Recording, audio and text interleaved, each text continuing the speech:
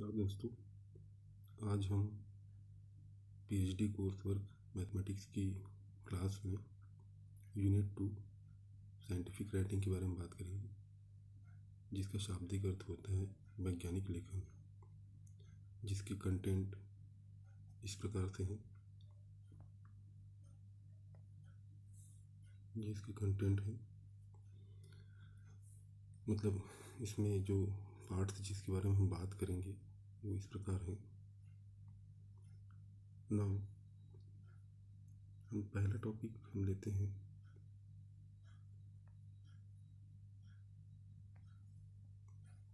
What is the meaning of scientific writing.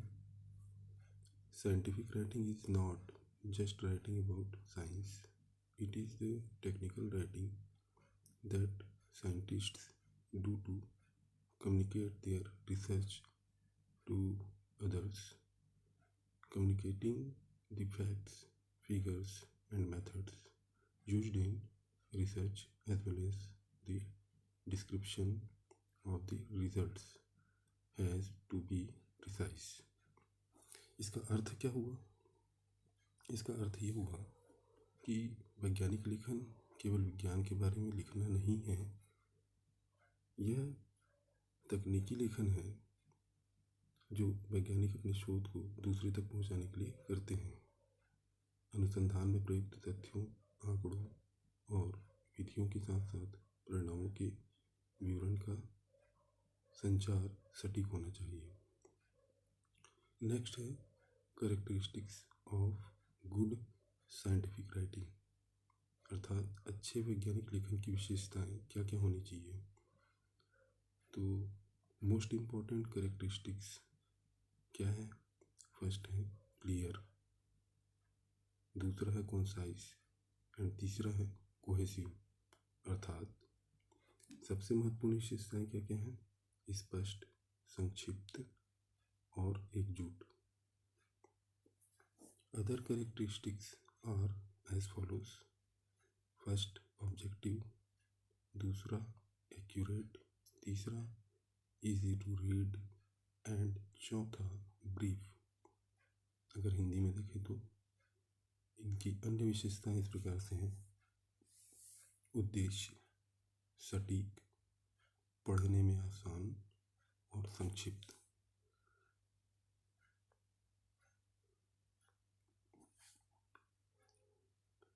Now,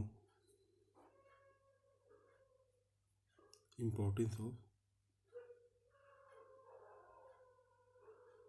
scientific writing. तो importance of scientific writing के बारे में क्या कह सकते हैं? हम ये कह सकते हैं, importance of scientific writing is to analyse and clarify the thinking, synthesize their ideas and communicate them with others. Science writing is a particular type of classroom writing that is integrated into inquiry-based investigations in order to further students' understanding of science. Writing helps students analyze and clarify their thinking, synthesize their ideas and communicate them with others.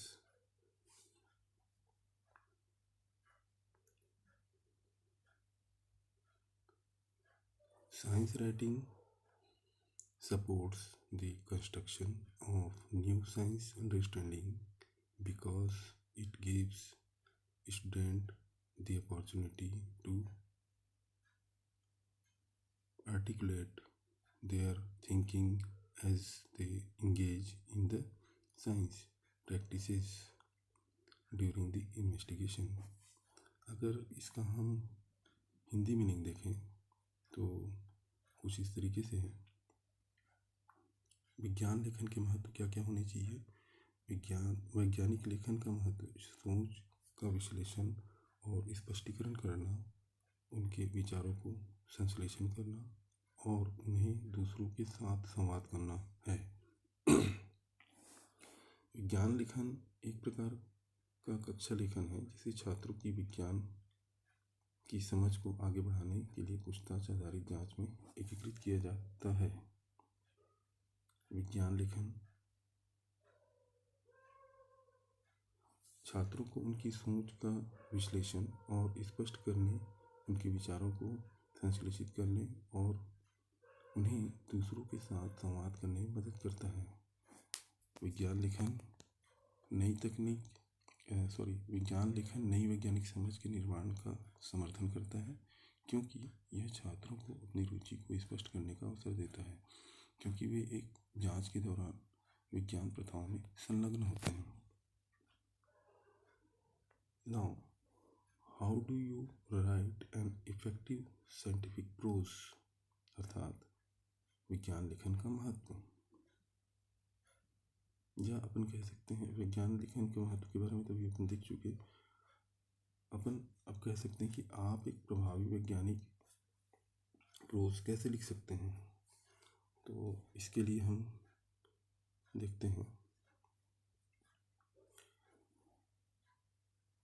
The tone of the scientific text should be formal, impersonal, and objective.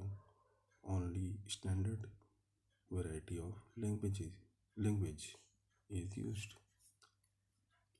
The whole text is predominantly written in the third person. The only place where the author can be heard and she or he can express her or his opinion is the conclusion. मतलब ये हुआ कि वैज्ञानिक पाठ का स्वर औपचारिक, अवैयक्तिक और वस्तुनिष्ठ होना चाहिए। केवल मानक किस्म की भाषा का प्रयोग किया जाता है। संपूर्ण पाठ मुख्य रूप से तीसरे व्यक्ति में लिखा गया है। एकमात्र स्थान जहाँ लेखक को सुना जा सकता है और वह अपनी राय व्यक्त कर सकता है वह निष्कर्ष है। अब हम देखते हैं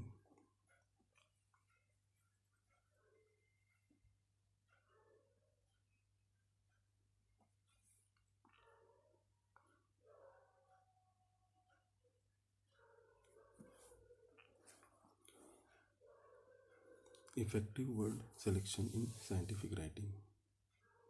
तो इसके मुख्य बिंदु इस प्रकार से हैं।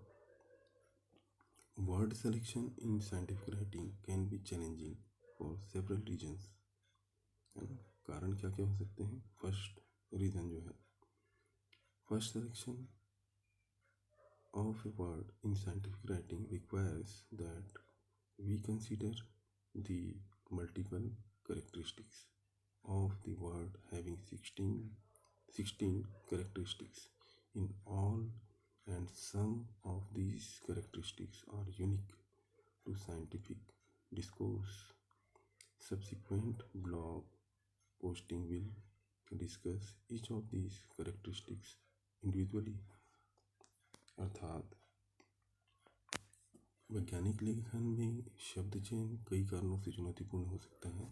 सबसे पहले वैज्ञानिक लेखन में एक शब्द के चयन के लिए आवश्यक है कि हम उस शब्द की कई विशेषताओं पर विचार करें, जिसमें सभी में 16 विशेषताएं हों और इनमें से कुछ विशेषताएं वैज्ञानिक प्रवचन के लिए अद्वितीय हों। बाद में ब्लॉग पोस्टिंग इन विशेषताओं में से प्रत्येक पर व्यक्तिगत रूप से चर्चा करेंगे।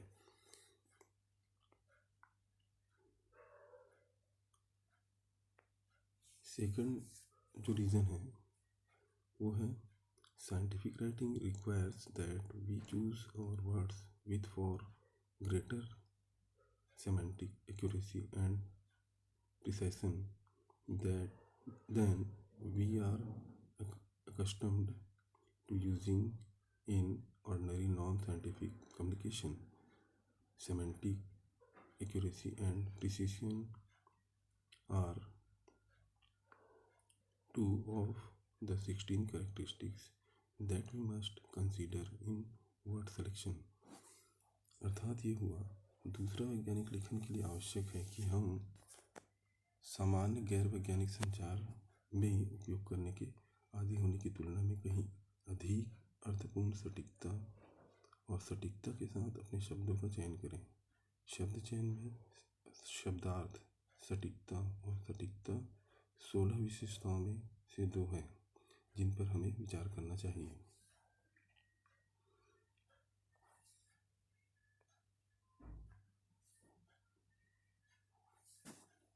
थर्ड रीजन क्या है?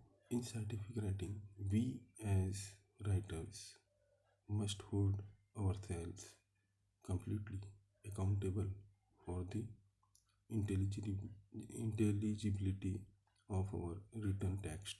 By contrast, in casual conversation and informal writing, both the speaker and listener, or writer and reader, assume that they have a shared responsibility for comprehension of whatever is said or written.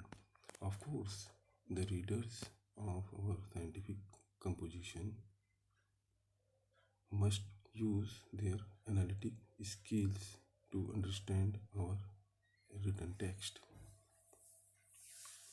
तीसरा, वैज्ञानिक लेखन में हमें लेखक के रूप में अपने लिखित पाठ की बोधगम्यता के लिए खुद को पूरी तरह से जवाबदेह ठहराना चाहिए।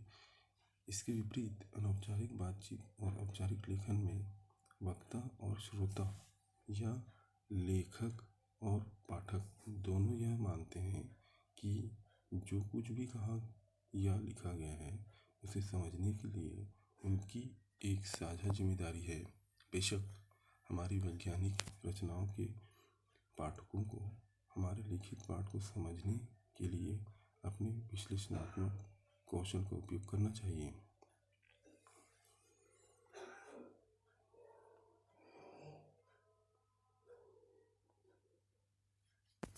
फोर्थ जो है reason, as our proficiency in scientific writing develops, we will discover that in the selection of a particular word, multiple rules may simultaneously apply. In such instance, simultaneously applicable rule may be non-conflicting, conflicting, or synergetic in their mutual influence. Development of our writer's judgment entails gaining skill in evaluating these multiple influence. We must become adept at deciding which rules are to apply when we produce sentence that convey our message accurately, comprehensively, and effectively. Initially, the skill usually involves concise analysis, but as our writer's judgment develops, this skill becomes increasingly intuitive.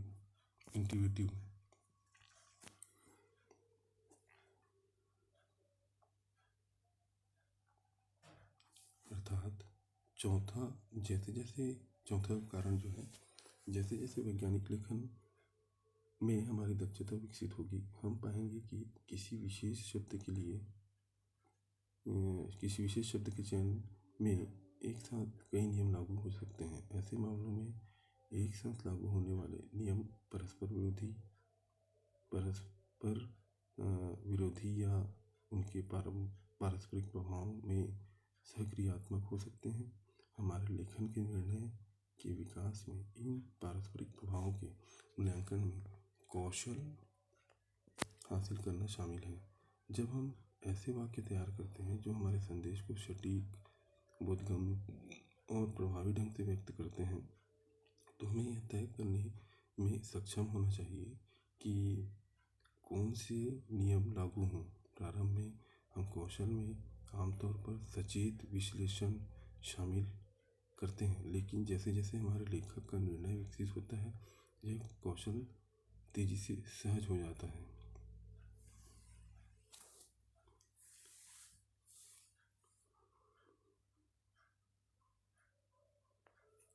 Fifth and perhaps most important challenge in word selection entails critically examining our assumption regarding the meaning of words under consideration. By assumptions, we mean both beliefs that we hold as individuals and beliefs collectively held by our scientific community. By community held assumption, we mean both explicit recognized assumption in some instance, long held and cherished and unrecognized assumption, अर्थात शब्द चयन में पांचवी और शायद सबसे महत्वपूर्ण चुनौती विचाराधीन शब्दों के अर्थ के संबंध में हमारी धारणाओं की आलोचनात्मक जांच करना है। धारणाओं से हमारा तात्पर्य उन विश्वासों से है जिन्हें हम व्यक्तियों के रूप में धारण करते हैं और हमारे वैज्ञानिक समुदाय द्वारा सामूहिक रूप से धारण किए गए विश्वास हैं। समुदाय आधारित धारणाओं से हमारा मतलब कुछ उदाहरणों में स्पष्ट मान्यता प्राप्त मान्यताओं, लंबे समय से आयोजित और पोषित और गैर मान्यता प्राप्त मान्यताओं से है।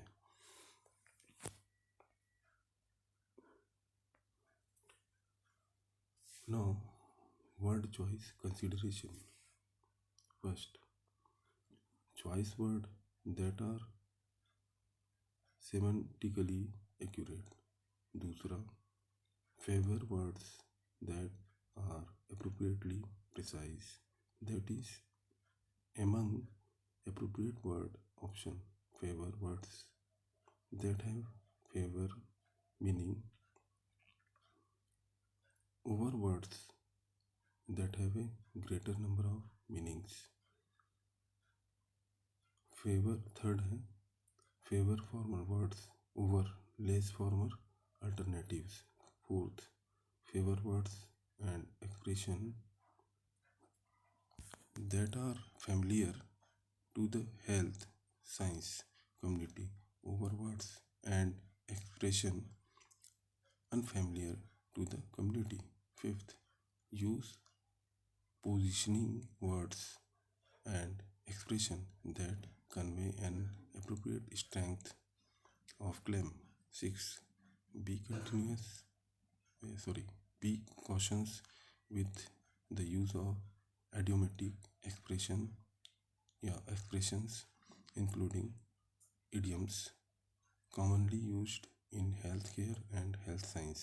Seventh, favor single word verb over phrasal verb and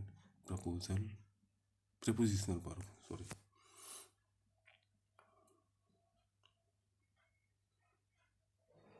तो इसका शाब्दिक अर्थ ये हुआ कि शब्द चयन संबंधी बातें।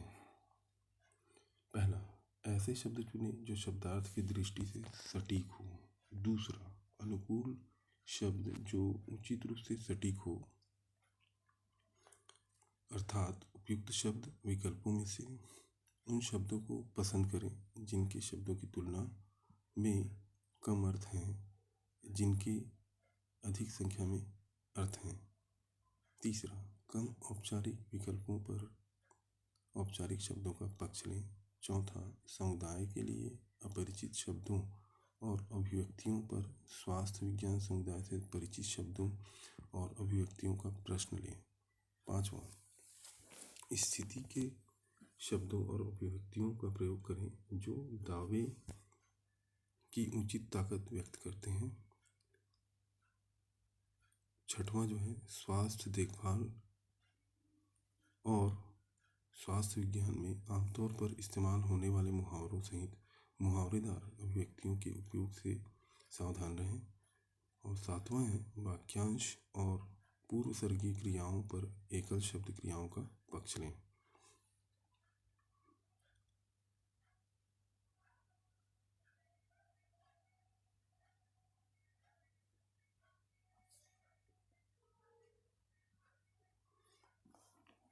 एट्थ है, never use contradictions in scientific writing unless you are directly quoting a source that has used a contraction.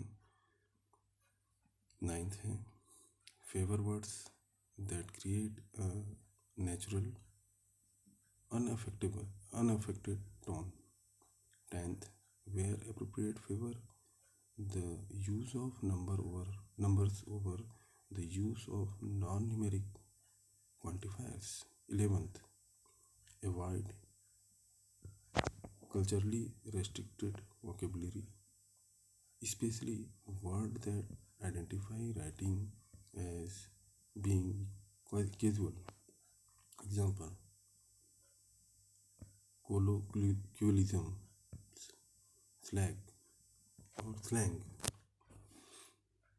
Sorry. 12th, favor words that are objective in tone over words that are emotive और colourful.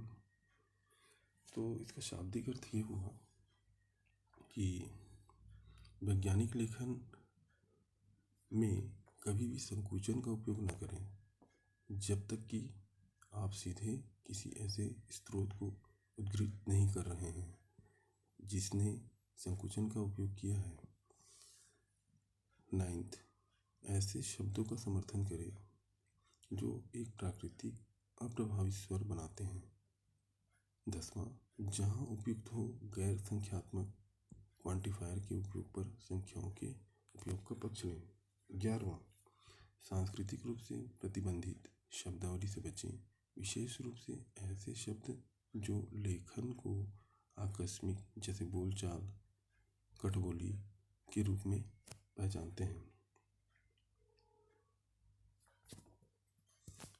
12वां है, उन शब्दों को पसंद करें जो भावनात्मक या रंगीन शब्दों के स्वर में उद्देश्य हैं।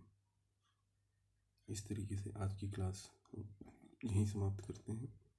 आगे की क्लास में हम इसके और पहलुओं पर चर्चा करेंगे।